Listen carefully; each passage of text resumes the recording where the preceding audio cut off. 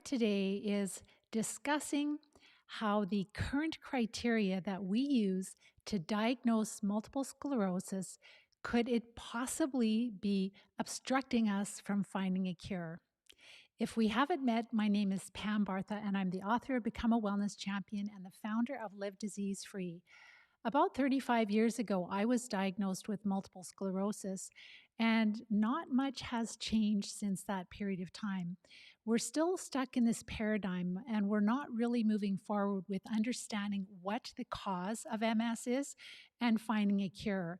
And for those of us that are maybe we're having symptoms and we feel like, we could possibly be dealing with multiple sclerosis, or maybe we have been living with MS for many years and we're really frustrated because we're not able to get to the root cause, and we're on these treatments for MS that are not giving us the quality of life that we want. So today we're talking about a very important topic, and I would really love for you to share your insights, to share your opinions on this topic.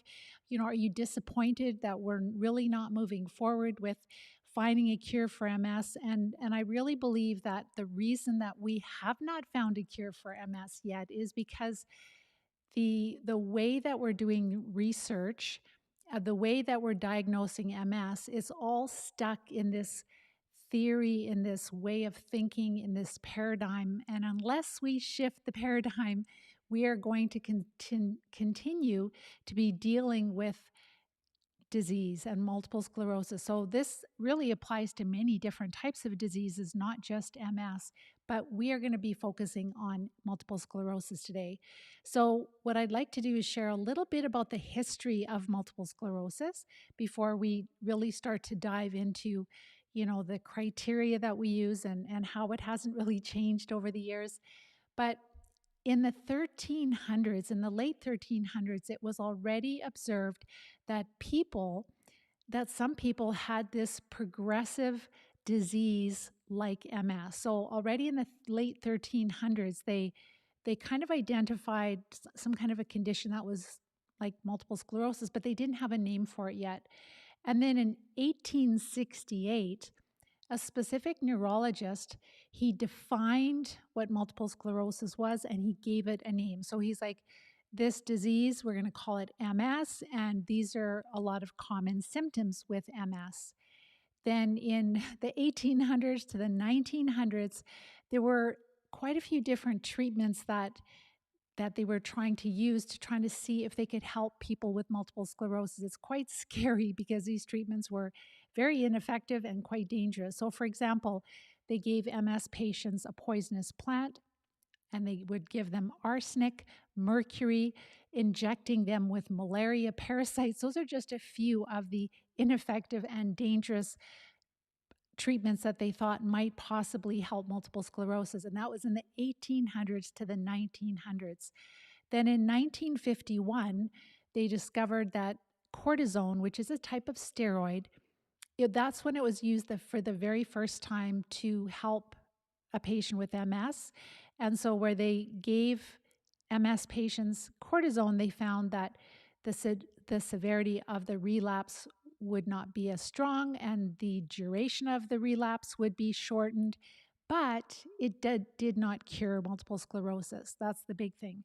So it's not a cure. I just want to make sure that I have my volume up. Perfect.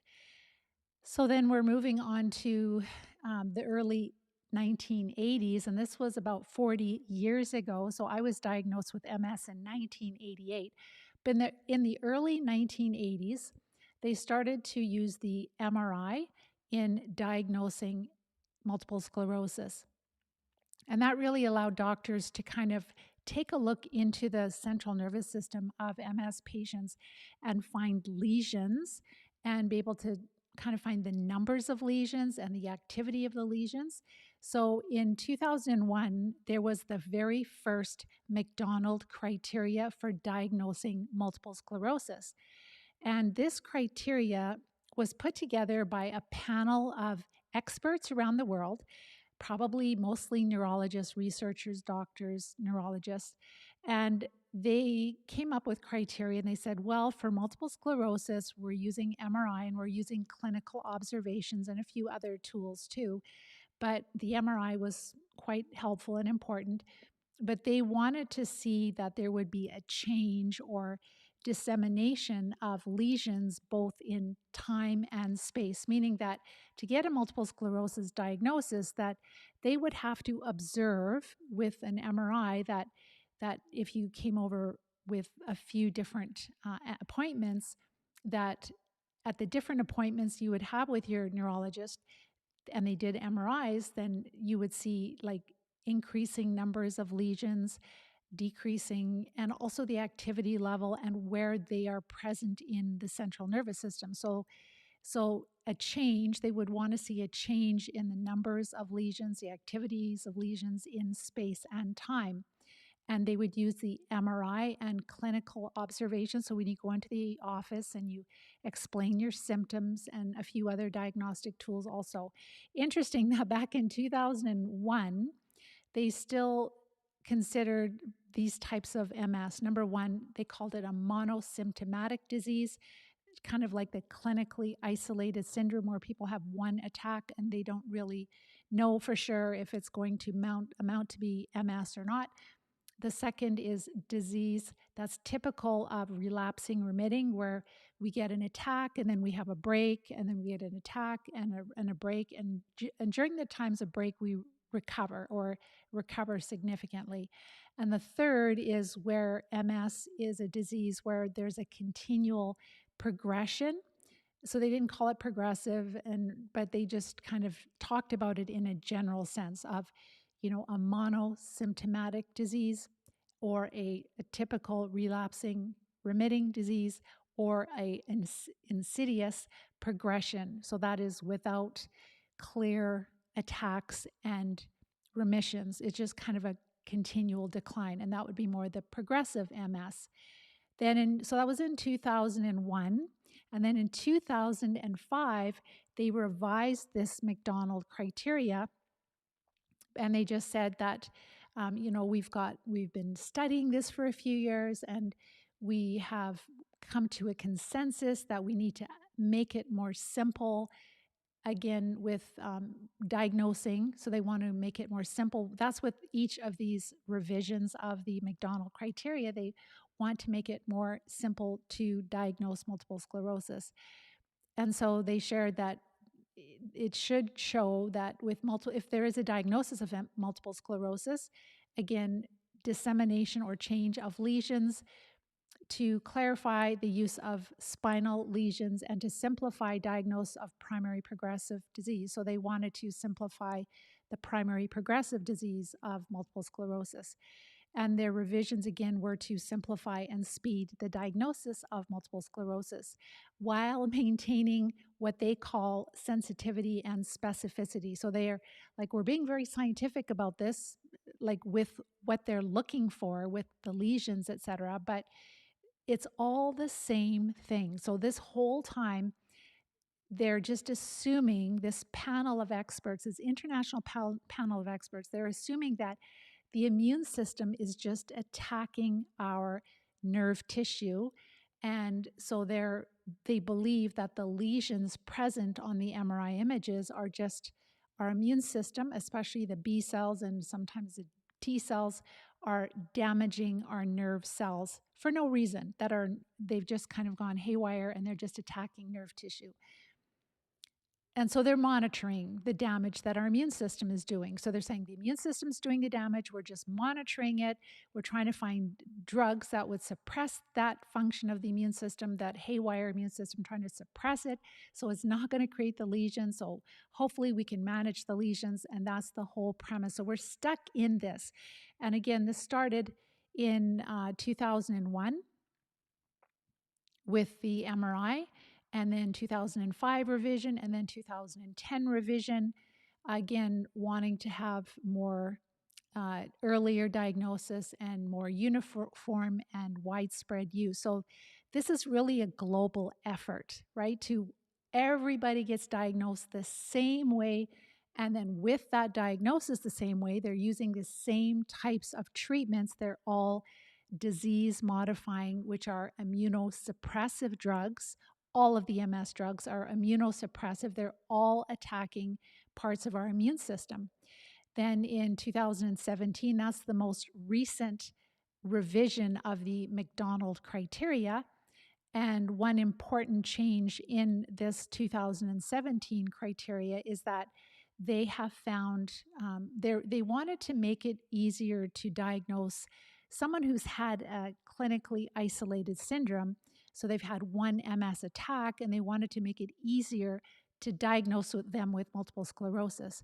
And there are some neurologists that feel like this is way too broad, and we should not be, going this broad. We should be waiting for these people to have further lesions and further attacks, because otherwise we are misdiagnosing them. And I've shared lots of videos. If this is the first time you've met me, make sure to check out our videos and our blog posts on Live Disease Free. Last week I talked about, is MS really an autoimmune disease? And that there is no solid evidence for that. And then also, just like, is our immune system really attacking our nerve cells for no reason? And really progressive, I call them hero doctors, would say, no, there's always some type of infection, some type of parasite present that we're not picking up yet. It could even be the cysts, or like a cyst is like a dormant form of Borrelia, for example. So it could be the actual parasite, or it could be some of their toxins. It could be their cysts that they produce. That's what's causing the immune reaction. And I shared last week actual slides from Dr. Alan McDonald's work, where he actually found the Lyme spirochete, the bacteria that causes Lyme disease, in the myelin sheath of nerve cells. So that's 100% proof that yes, these bacteria can actually infect the myelin sheath. So if that's happening, then of course our immune cells would be trying to go after that, because they should not be present in our myelin sheath. So the whole thing with this is that over the past, it's been about 40 years now, we have had this one way of thinking about MS, and this one way of thinking about MS where we're assuming that the immune system is just randomly attacking the nerves for no reason. It's just, we don't know why, it's just attacking it for no reason. But to believe that, that's really dictating how we are conducting the majority of the research. And the majority of the research, like the way that research is done these days, it costs millions and millions of dollars to do studies.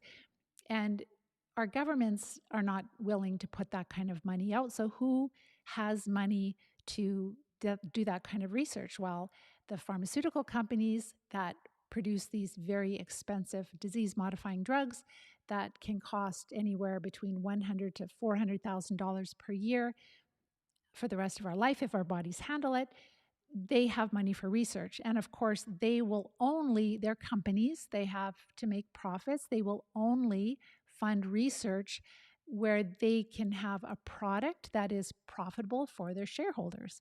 So they are not going to be looking for infections, because all of the treatments, they're really not patentable anymore. They're pretty cheap, there's not going to be hundreds of thousands of dollars per year per MS patient, that's for sure. It might be just a few $1,000s, and then your patient is gone because they've recovered from the parasites. So we have a really big issue. And the McDonald criteria, I really hope that you make sure that you come on our list. So if you visit livediseasefree.com, I am going to get like a little pop-up put up to, so that you can be notified when we have our newsletter go out, that you can even just put your name and email address in, and that way you're connected with us. So if something ever happens, I don't lose you.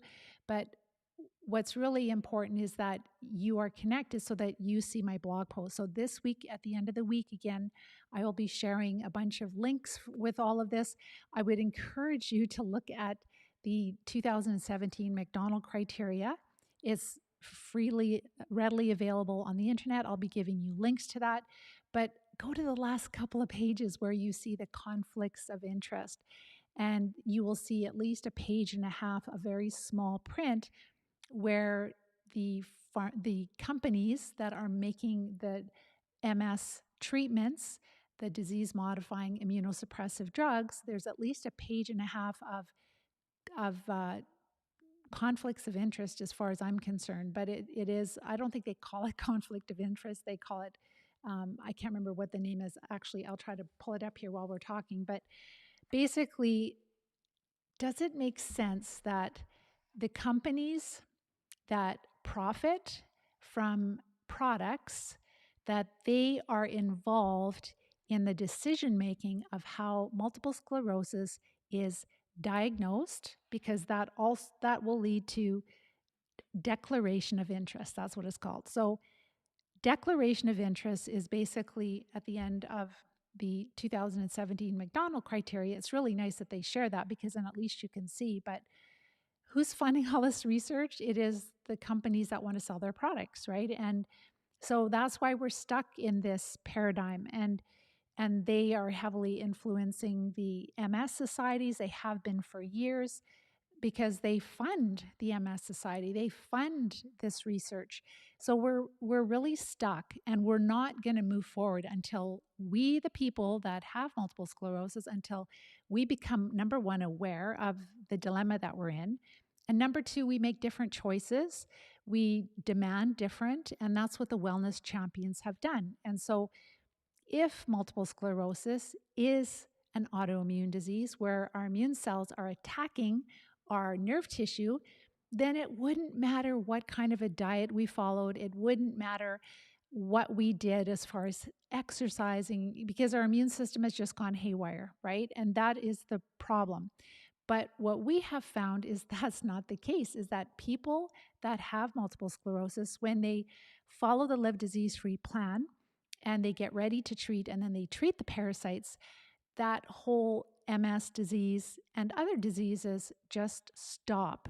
The symptoms are resolved and people recover. And not just for, you would say, well, maybe it's a coincidence that they've recovered and it was, maybe they're going to be sick again in a year. But no, these wellness champions have recovered for many, many years. I wanted to share just a few of their successes here. I'm not going to do too many just for time's sake, but here are a few wellness champions. So this is Melissa. I have a Marissa and a Melissa. And Melissa, she was diagnosed with MS years ago. When she found the Live Disease-Free plan, she found me.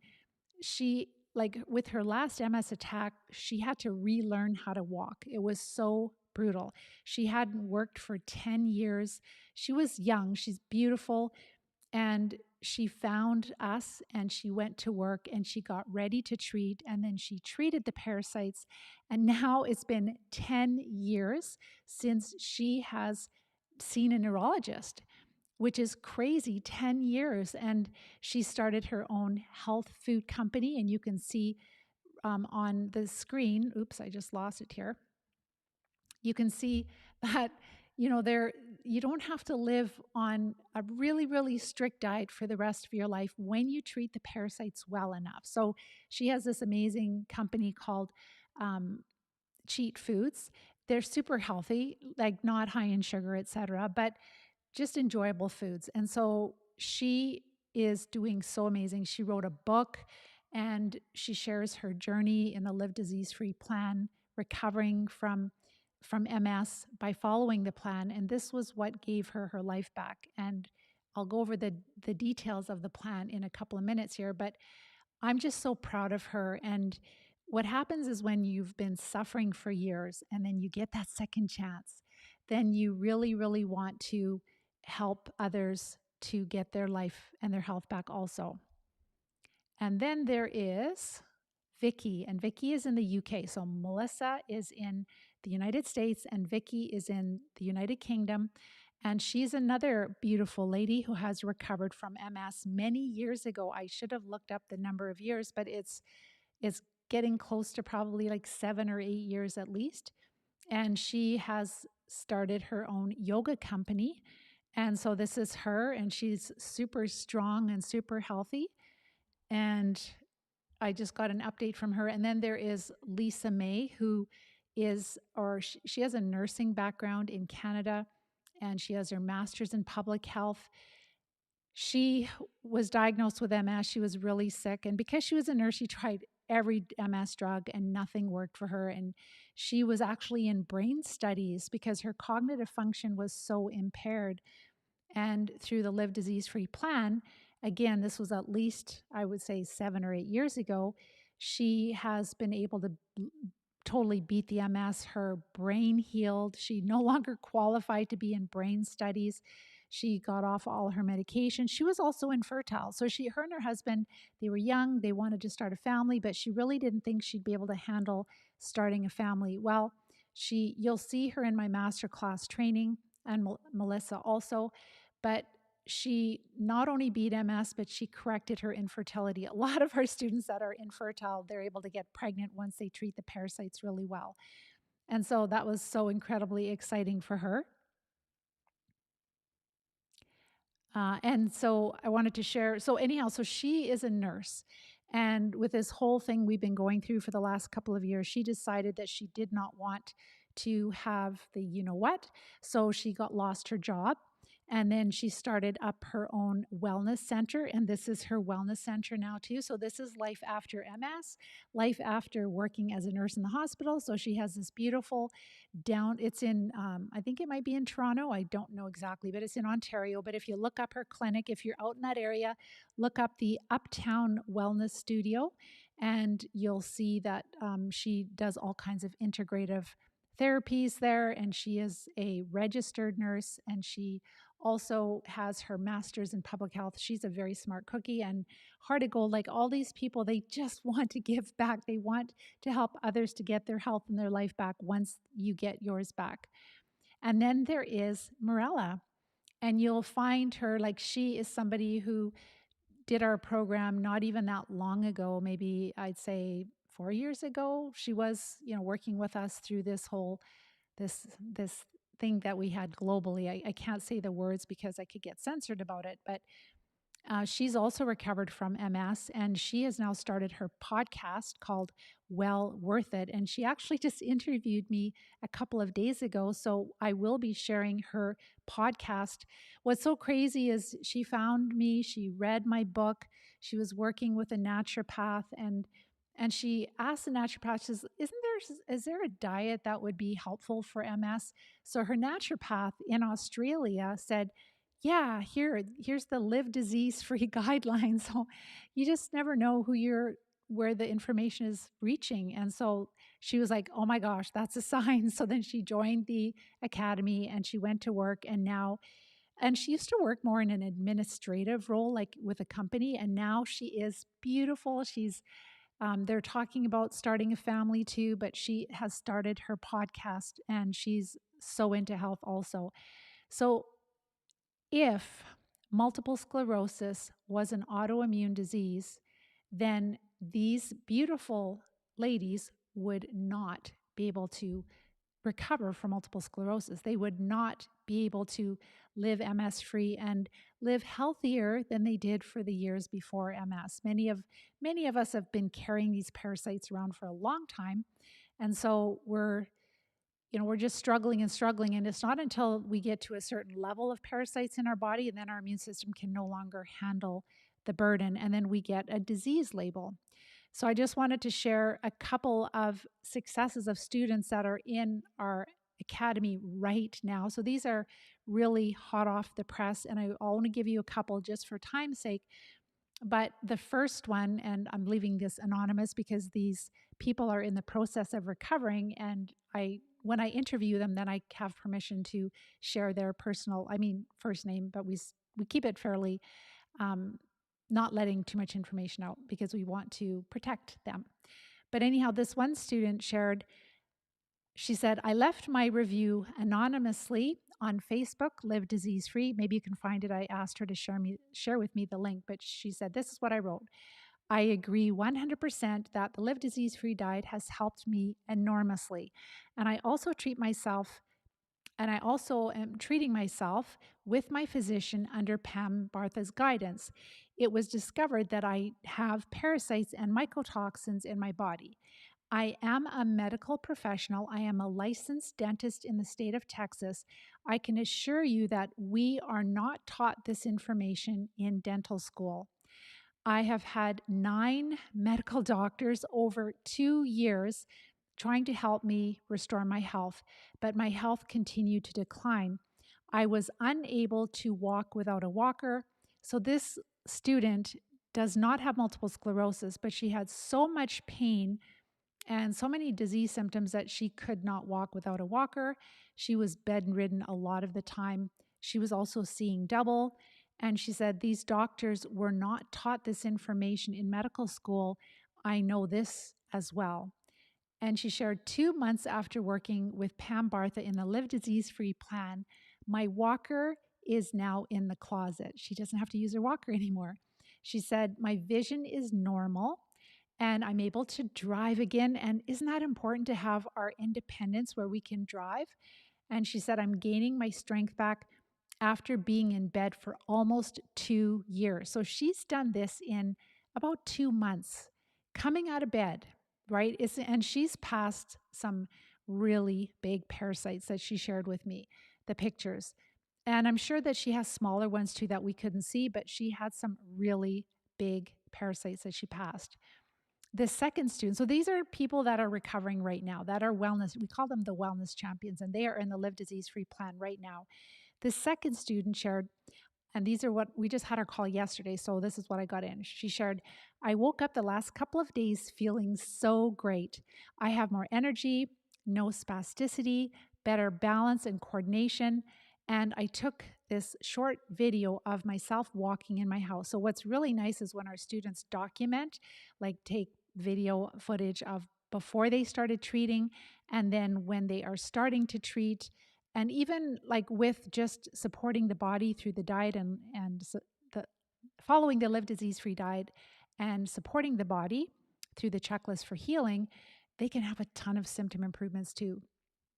She shared, since my last update a week ago, I've been eating about 32 total grams of carbs per day following the Live Disease Free diet. My bowel movements are daily or sometimes twice a day. I'm sleeping 7 to 9 hours every night, feeling good most days, except after a workout or a long day. Balance is improving, so is my walking, not holding on to furniture or walls as much anymore. Awesome. And so she is just starting to treat. I believe she hasn't even started treating yet. And then another student shared good news. The pain that I have, that was really bad pain, 11 out of 10 pain, it's still gone. So that went away just with the prep phase, with getting ready to treat. We'll talk about why that's so powerful in a minute. And so now it is 0 out of 10. It was 11 out of 10. That's pretty painful. And now it is 0 out of 10. The double vision in my right eye has reduced in severity. In the past, my vision would split into two, but now that is almost gone. And her mood has improved. And she said, my left hand has more fine motor function. I can now type again with my left hand. I could only use my right hand for typing in the past. Amazing. And she has just finished, I believe she's finishing or in the middle of her first treatment cycle. And then another student, I am able to be with my grandchildren, and I was able to be with my grandchildren and family yesterday. Last time we did this was Christmas, but at Christmas I was very disabled. I was using a walker and I couldn't help with any of the cooking. I just sat the entire day. Yesterday I made supper. I was able to stand at the sink and wash all the strawberries after making lunch. I played with our grandchildren and enjoyed their company so much. This feels like a miracle, so much joy. I love getting my life back. Thank you, Pam. And the last one I just wanted to share, and there were more, I'm just giving you like 4 of them because of time's sake, but this is why we do the work. So this student shared, I have never felt better. So she's in her first treatment cycle. So she shared, I have never felt better, Pam. I have lost some unnecessary weight for the first time in over 10 years, and I am wearing shorts. Due to the MS medications that I was taking for 16 years, she was taking shots. I used to have these little dimples or ridges on my thighs from the shots. Since stopping them, and our students, when they're ready, they work with their doctor and their pharmacist, and they come off their medications. So since stopping those treatments, and being on this program, they are virtually gone and unnoticeable. Several people have said that my skin is glowing and have asked me what I am doing to be so radiant. It's crazy. I look younger and I feel younger. And my 22-year-old daughter even said to me, Mom, you're supposed to be aging, not going backwards in reverse. And so when we have parasites, when we have a parasitic infestation, they make us look tired. They make us look older because we feel lousy. And then also they rob nutrients from us. And so when we really increase the nutrition and we make them less active through the diet and supporting the body and then treating, then we take that huge burden off of our entire body and we start to look younger. And all the nutrients, the phytonutrients, they can actually make us look like we have a bit of a suntan, a glow, a healthy, radiant glow. So if MS was an autoimmune disease, if with multiple sclerosis, our immune system is the problem, if that were the case, all of these people, including myself, would not be able to reverse that because we've done nothing to our immune system. We're not taking the disease modifying drugs. We're coming off of them, or we're not using them, and we're recovering without using any immunosuppressive drugs, not steroids, not any of these injections, not any of like the infusions, I should say, that we have twice a year. So the problem is we are stuck in this paradigm, and it's costing us financially. Our healthcare system is not sustainable, and we are losing our quality of life. We are losing our life.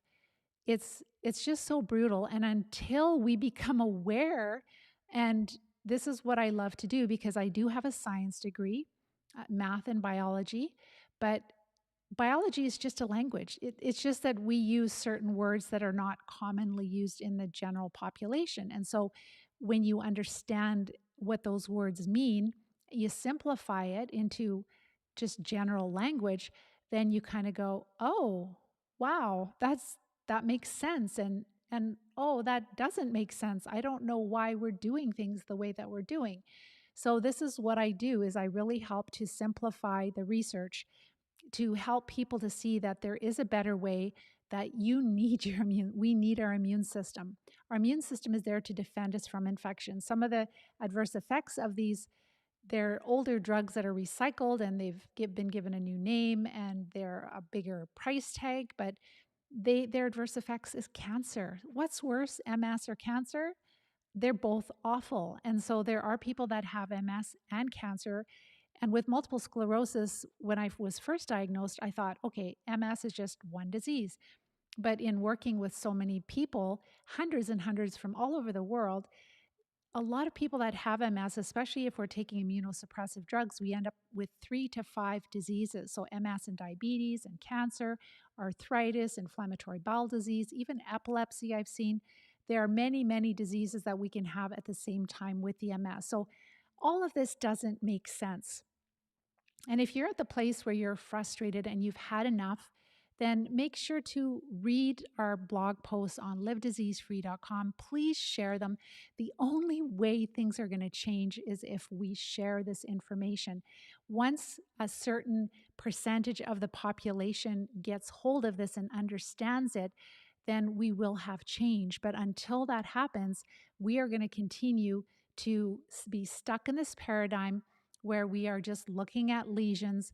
And science tells us that lesions, or I should say that parasites cause lesions in the central nervous system. There's lots of research showing many different types of parasites that cause lesions in the central nervous system. Think of a lesion as being like an ulcer. It's where your immune system is attacking some kind of infection, and lesions are always found around a little vessel, in like a blood vessel in our central nervous system. So there's this disconnect between general science and the world of standard of care for multiple sclerosis, and that the standard of care for MS is really controlled by by the people that have interests, let's put it that way, the people that have interests in keeping it that way. All right, I'm going to go to a few questions that you may have for me. I hope you enjoyed those successes. I cannot believe. So somebody said, very disappointed. Yes, it is brutal. All right. So David, you were diagnosed with multiple sclerosis in 1988, and so was I. I was just 27 years old.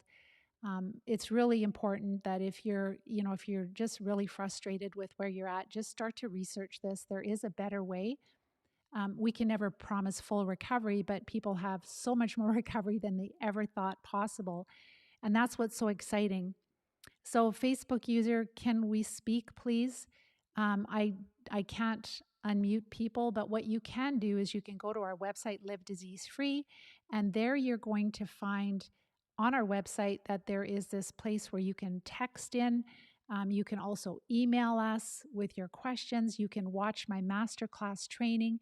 You can learn about, like, I have an amazing free training which talks about many of the different parasites that have been documented in MS patients. There's a bunch of case studies. You'll hear a little bit more from these different students that have recovered from MS. And we've been doing this for at least 10 years now in larger group settings with our students. So our students are showing that this benefit lasts, that this is the answer, and they're living their very best life.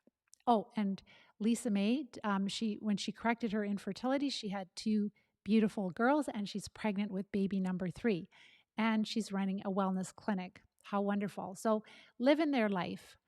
So J and B, 14, awesome. Jake, thank you for your kind words. And Lee, that's absolutely right. Unfortunately, I feel that our healthcare system has been hijacked for sure. Hi, George. And Pam, you're a new warrior. Awesome. I'm so grateful for you. So your question will be, I can't see. Here we go. We'll be able to take away all the radiation that's in my concern. I'm not sure what you mean by that. So my question is, will we be able to get rid of all the radiation? That's your concern. And I'm not sure which radiation you mean, like from the MRIs, or if you're talking about, I don't know, like, are you talking about 5G? Like, I'm not sure what, but yes, your body, what I would say is that our body is genetically programmed. It knows how to operate. And what we have to do is we just have to find out what is interfering with our body's ability to heal, and we address that. So the biggest factor that we're all missing are these parasites. A parasite is any microbe that lives inside of us and causes us harm. So that would be worms, big and small, round and flat. It would also be protozoa, which are single-celled parasites.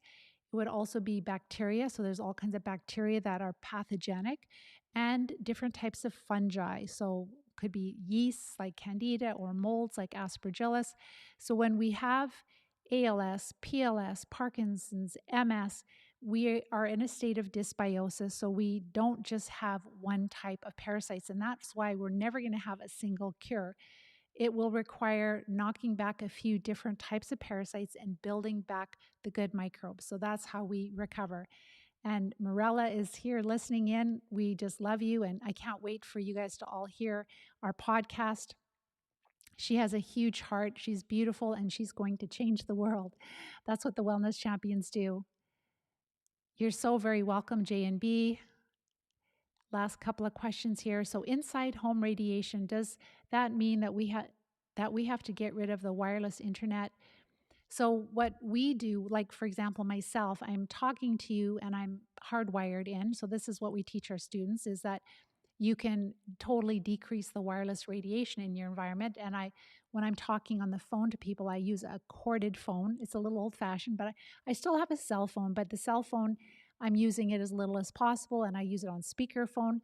At night, it's on airplane mode. We turn our router off at night. So there's all kinds of things, so we can still work with technology, but we can decrease the wireless radiation around us, at certain times, especially when we're sleeping. And that way we can heal so much more quickly. And we live longer. It's like anti-aging, absolutely. So if you are at the place where you're like, like I am just really sick and tired of this paradigm, this way of treating MS, that where we're really stuck and we're not moving forward and nothing changes. It's always like, we want with the criteria that keeps coming out. It's like, well, we want to diagnose people more quickly, right? We want to get them on the treatments more quickly, but nothing else is changing. And that should be a red flag right there. So if you're at that place where you're like, I'm done with this, I'm just really sick of this. And that I was talking with a lady today and she said, I'm absolutely done with this. And if you're at that place, watch my masterclass training. When you watch that, you're going to relate to a lot of things there. It'll really help you to see the missing piece of the puzzle. And then once you have watched that, I've got tons of videos on YouTube and on Facebook and on Rumble. But the very special place to go is on our website, because each topic, it's written out and the videos are shortened. And there's links that if you want to go deeper into topics, you can click on the references. So you can either read or you can watch. And we're talking about really important topics. And so learn about, why you're dealing with this disease, what kind of parasites are involved, what are the steps we take to recover. And then if you need help, if you're like, Pam, I don't have a practitioner that will help me, that really understands what I'm dealing with, that's what we can help you to access the care that you need, the treatments that you need through the Live Disease-Free plan. So then you would just fill out a form and you'll be able to chat with me, get all your questions answered, and you can become a wellness champion like these beautiful success stories that we're sharing today. So otherwise, please, if you find this information helpful, let me backtrack for a minute. Please scan the 2017 McDonald criteria. You can just read the abstract, which is the first paragraph, and then you can look at the conclusion. You can also look at the last couple of pages where there's the declaration of interest. You'll be blown away. It's like a page and a half of fine print of many, many, many pharmaceutical, probably all of them, that have been donating money. And that has to stop. That is a conflict of interest, right? Where the people that are selling their products should not be dictating the use of their products. They should not be involved in that at all. And yet they are, because we're in a place, and Dr. Alan MacDonald, when he was doing the research and he found the roundworms and the tapeworms and the tapeworm larval cysts in the central nervous system of MS and Borrelia in the central nervous system of MS patients or subjects, he's like, I've been doing research. He's a pathologist. I've been doing research for years, and it didn't cost millions of dollars to find that. He's like, if anyone wants to follow up with my research, I'd be happy to share with them and help them. But nobody's interested. What I'll leave you with is that the expert panel, the ones that dictate how MS is diagnosed and how it's treated, and this is a panel that represents the worldwide global impact of MS, they don't believe that there is any value in looking for parasites. They don't believe that there is any value for looking for infections when they don't know what causes MS and there is no cure and the immune system is involved, and the main job of the immune system is to fight infection.